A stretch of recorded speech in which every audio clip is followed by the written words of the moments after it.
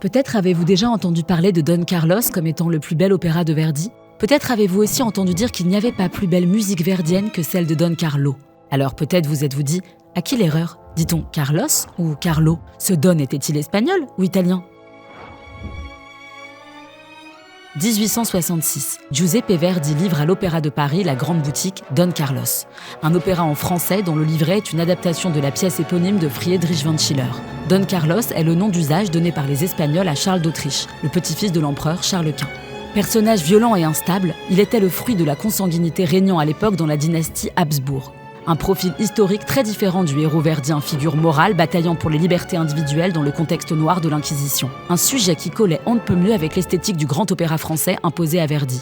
Un genre dominé par les thématiques historiques des grands effectifs choraux et un ballet.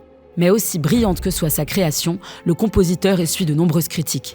Pas assez française, langue et musique discordantes. Et Don Carlos est rangé dans un tiroir au bout de 12 représentations. Je ne suis pas un compositeur pour Paris. Je sais que mes idées en matière d'art sont bien différentes des vôtres. Je crois à l'inspiration, vous autres à la facture.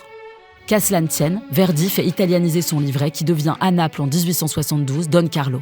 Toujours en 5 actes, l'œuvre est réduite à 4 en 1884 pour la Scala de Milan, après la suppression du 6 français premier acte situé dans la forêt de Fontainebleau où Carlos et Elisabeth s'avouaient leur amour.